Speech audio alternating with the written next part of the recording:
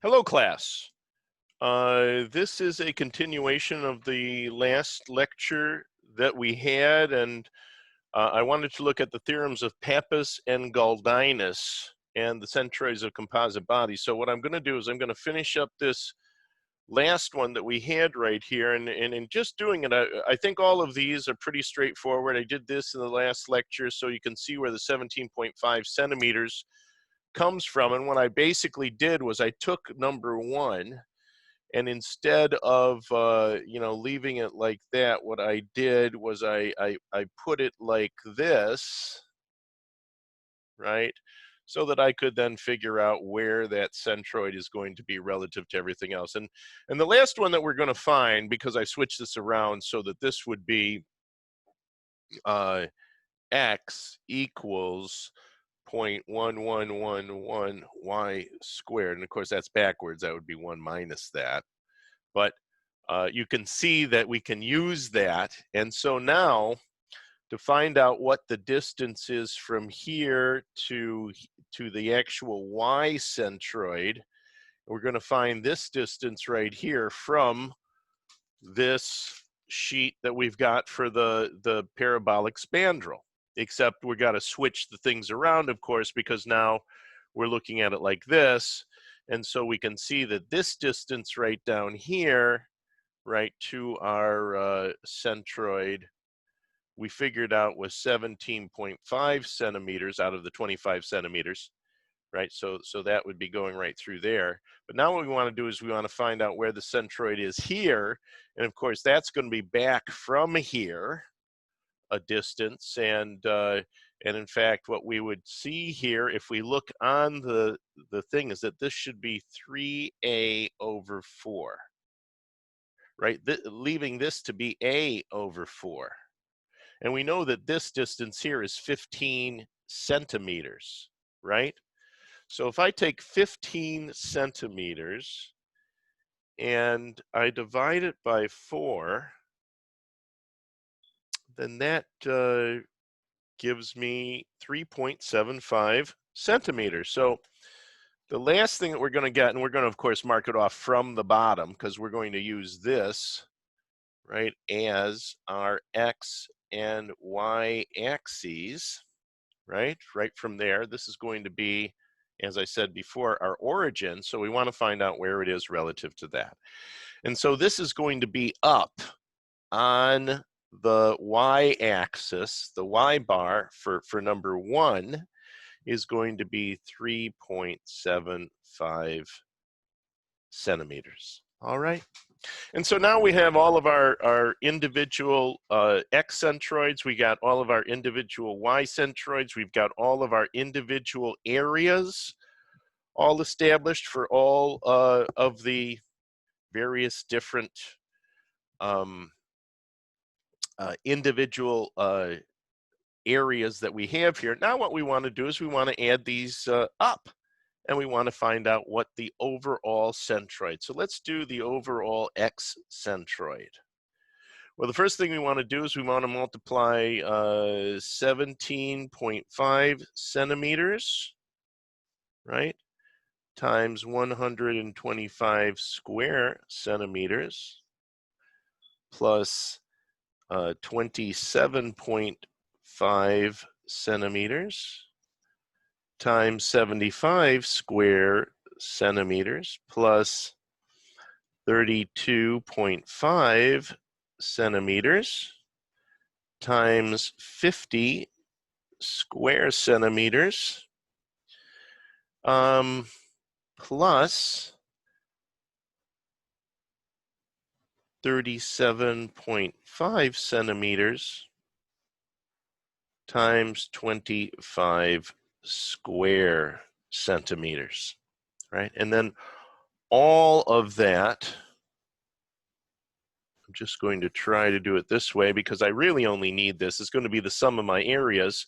So that'd be 125 plus 75 plus 50 plus 25 square centimeters. All right. Now that pen is getting a little long in the tooth as well. Let's see if I can find another one. Oh, that's not a good one. Let's see if, well, I don't know. Maybe this is like a real old, I don't even think this writes. Let's just see. No, that wouldn't write. I'm going to have to dunk that in acetone probably. Let's see if I've got another black one. This I think is a extra fine point. You don't want to use that. I'll try this one. All right, so we have all of that, and we want to just find out what the overall X centroid is. So let's just do this. So I've got 17.5 times 125 plus 27.5 times 75 plus 32.5 times 50 plus 37.5 times 25. And then what I want to do is I want to divide that by 125, 200, 250, 275.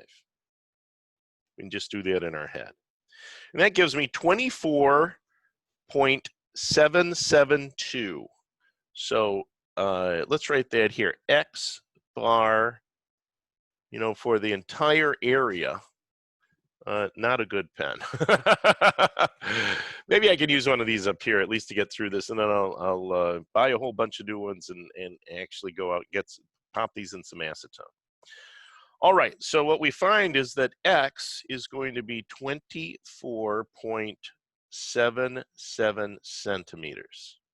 All right, and if I wanted to draw that, that would be right before the end, right? So that's where X bar is going to be. All right. Now, where's Y bar? Because we can do Y bar right now too. I hope I started that. Yes, we can do Y bar too right now, can't we? So if I wanted to do Y bar, it's just going to be 3.75 centimeters. And again, times 125 square centimeters. Not a good pen. Let's see what we can find here. Well, I'm pulling this one out. Oh, that looks almost new. Plus, well, it's not, but 7.5 centimeters times 75 square centimeters. All right, that is not a good pen either. Pull this one out and see if this works.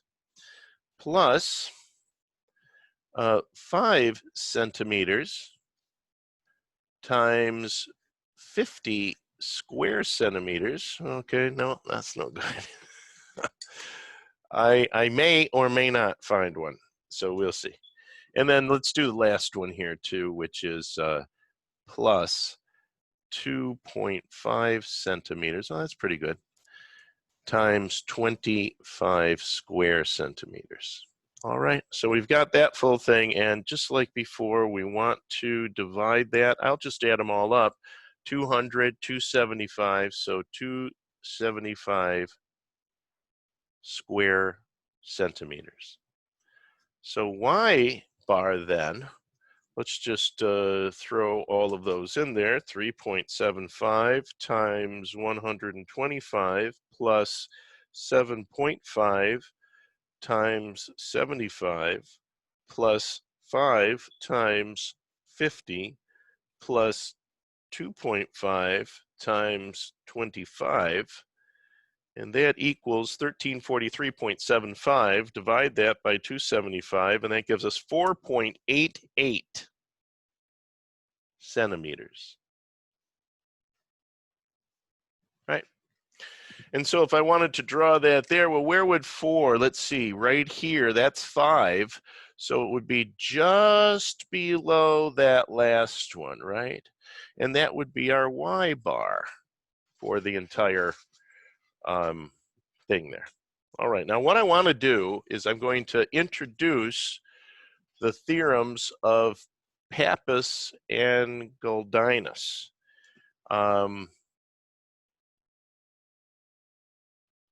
let me just cut this out here so that we have plenty of room. And that's what I put up there, the theorems of Pappus and Guldinus. I wanted to finish this up because this was a fairly complicated, and it's got the, you know, the spandrel, the parabolic spandrel there. And actually, you know, I made it more difficult. And I also wanted to show you that I could just turn this around, y equals 3x to the 1/2, and just get x equals 0.1111 y squared, right? So we've got a spandrel. It's just we had to look at it in a different manner. All right, so that's good. We've got that out of the way, and what I wanted to do was to give you a very powerful. We have a very powerful theorems with the theorems of Pappus and Guldinus. In fact, it basically shows us what the surface area or the volume of something is as I revolve it around an axis. Now, I know you're saying, well, I don't really understand exactly what he's saying. I'm going to show you exactly what I'm saying right now. Let's see, there it is. Theorems of Pappus and Guldinus. So let's say that I had a plane area. All right. Now, I'm going to do two of them. Let's say that I had, this is my x-axis, this is my y-axis. Let's say that I had a hemisphere, right? Right? So I've got a hemisphere. Now, if I were to rotate that hemisphere, right, about that x-axis, what would it look like? Well, if I revolved it around the x-axis, right, wouldn't it look like a sphere? Because I would be revolving it, I would be revolving this around the x-axis. So what this would then turn into is a sphere, wouldn't it? If I revolved it all the way around the x-axis, wouldn't it turn into a sphere? Well, what Pappus and Guldinus said was, just let me write something down here, just as a little note to myself. I just want to remember I've got to call James. Okay, so the volume that Pappus and Guldinus said is that if I rotate this around the x-axis, so if I want to find the volume, then I've rotated around the x-axis there. So I'll put x, because that's rotated around the x-axis. That I would take 2 pi, right, because that's a revolution, times the area of the object I've got, times its y-centroid. And that will give me the volume of the resulting thing. So what this really should give us is the volume of a sphere, right? Well, let's see if it does, because I'm going to revolve that around there. We want to get a couple things, though. What is the area of a hemisphere, right? The area of a hemisphere, because isn't that what we started off with? We just started off with the hemisphere, didn't we? And then we rotated it around the x-axis, and we got that all taken care of, didn't we? So now the area of a hemisphere, well, that would be pi r squared divided by 2. Does everyone see that? That's just the hemisphere, remember? Then we're going to multiply that by 2 pi, and we're also going to multiply it by, so let's do that. So we're going to rotate that around there. So I've got 2 pi. Then I've got to multiply it by the area, which is going to be pi r squared over 2. That's a 2. Then what we want to multiply it by is the y-centroid for a hemisphere. And when we look on our little sheet of paper, we can see that the y-centroid for a hemisphere is 4r over 3 pi. 4r over 3 pi, right? Now, what this should give us is it should give us the volume of a sphere.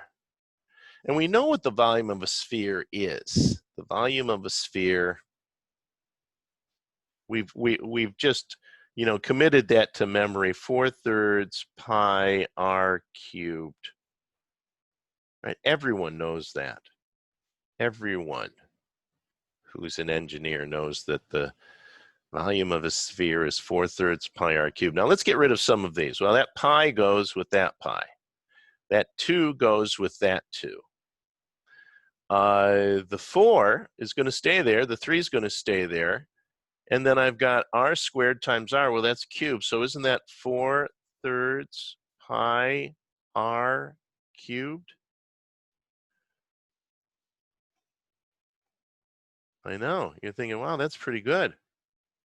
That is pretty good. You know, what if I took this hemisphere and I rotated the hemisphere about the y-axis? So now I'm going to rotate that hemisphere about the y-axis. What is that going to give us?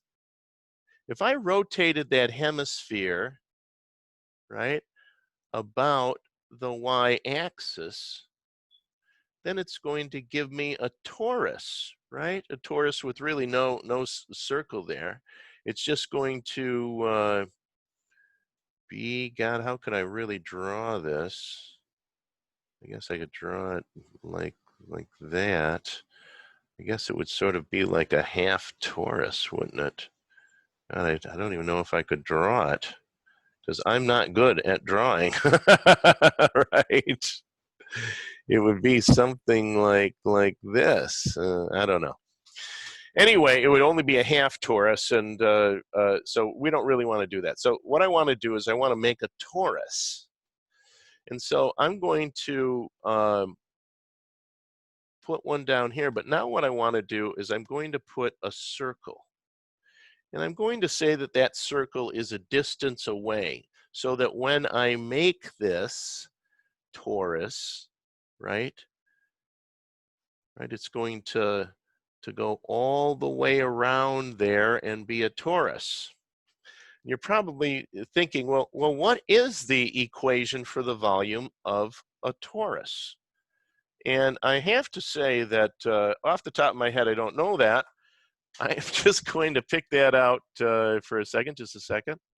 All right, I'm back. And that is the volume of a torus. Oh, that's not the good one. That's the bad one. This is the good one.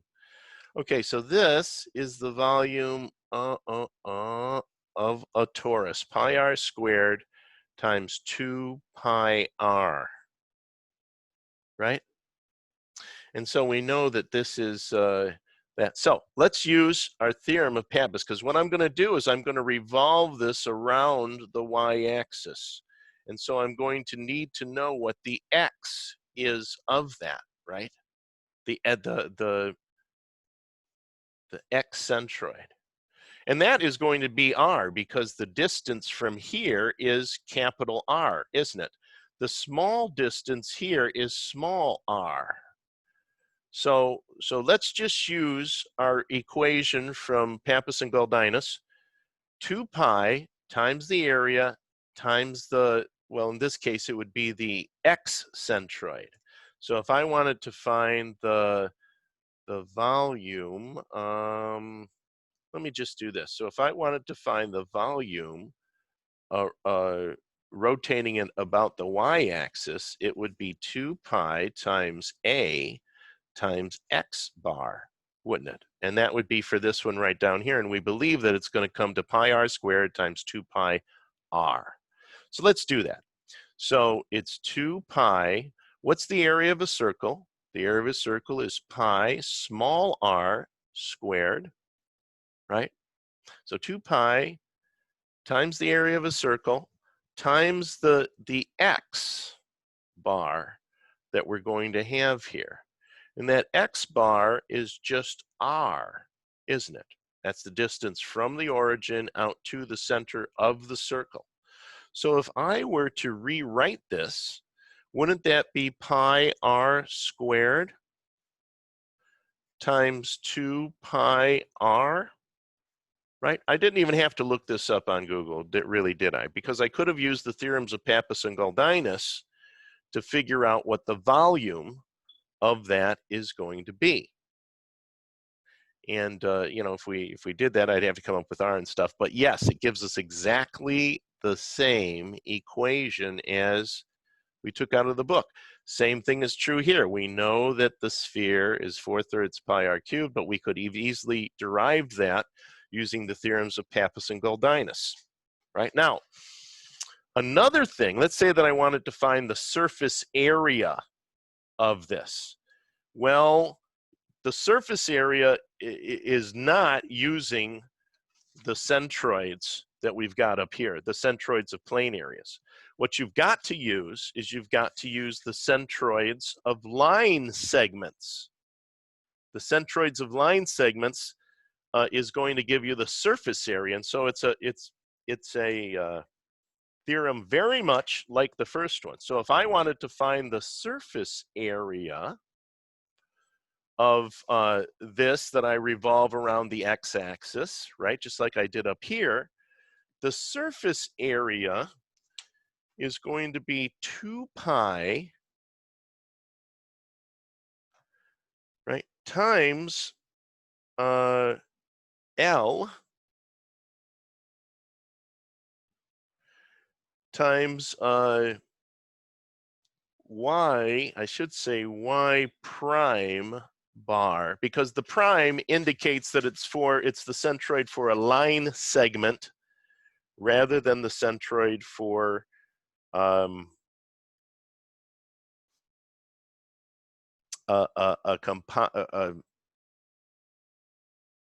plane area.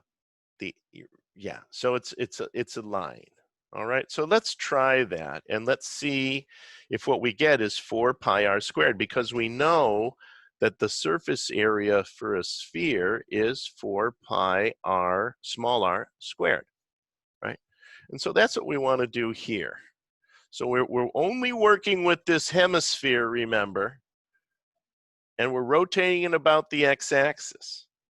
So that y prime centroid for a line segment is different than it is for a plane area. Remember that. So this would be 2 pi, right, times the y bar. And when we look at y bar for a hemisphere, y bar is going to be 2r over pi, right?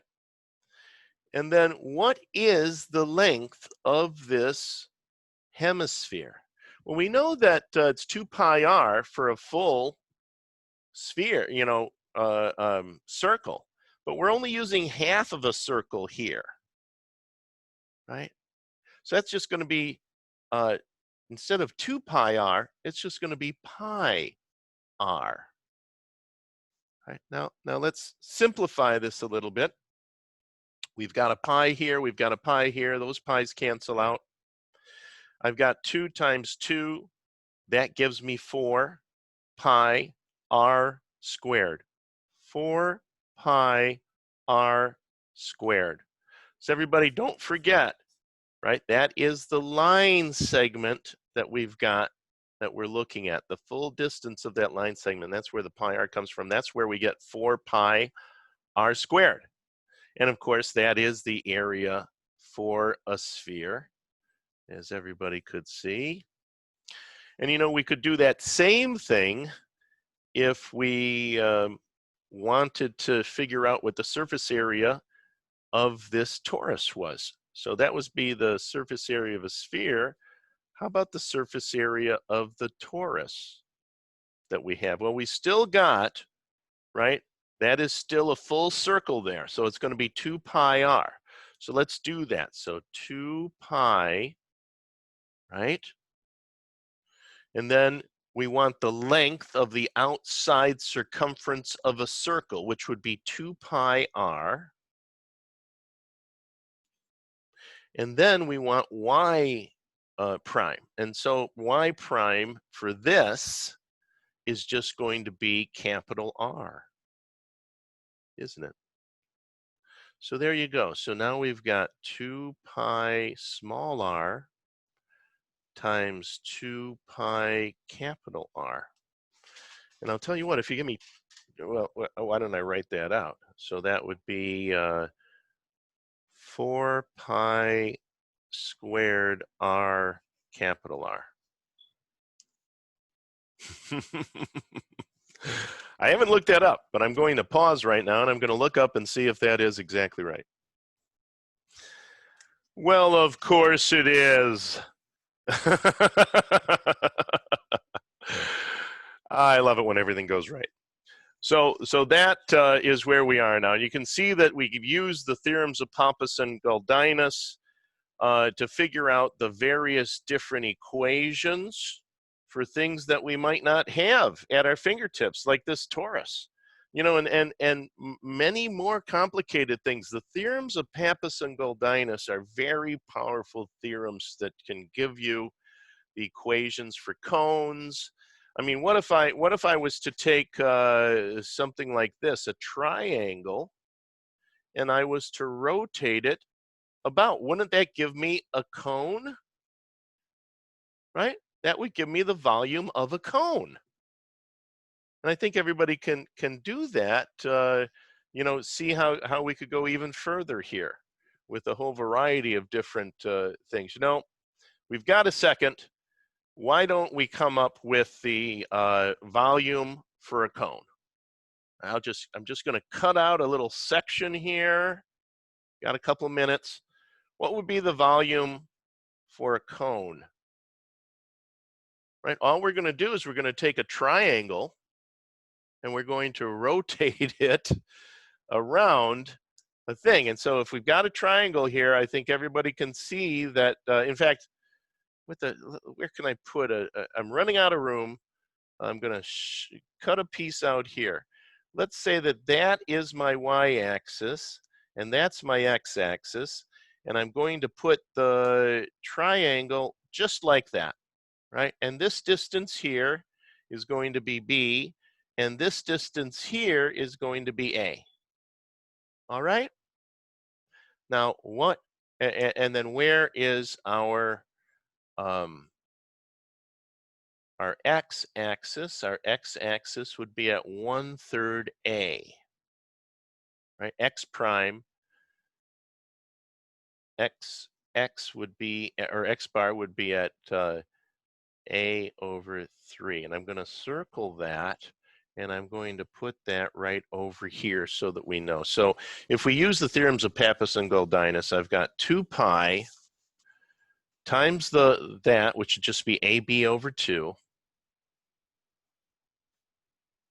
That's a 2. And then times y sub c, which is just going to be a over 3. So for the cone, if I was going to, 2 pi times AB over 2, that's my area, times a over 3, that's my x prime axis. And what that would give me is, well, let's get rid of the 2's. That would be a squared b, pi times a squared b over 3. Pi times a squared b over 3. Pi times a squared b over 3. Does that look anything like the the equation for a cone? Exactly so, right? So you can see I didn't know either one of those, the torus or that, but using the theorems of Pappus and Guldinus, we immediately come up with equations for volumes of very complicated areas that we can easily do. And isn't that what being an engineer is being exceptionally capable and having all of these tools and knowledge in our head that makes us almost magicians to other people who don't understand how the relationships of all of this go together, right?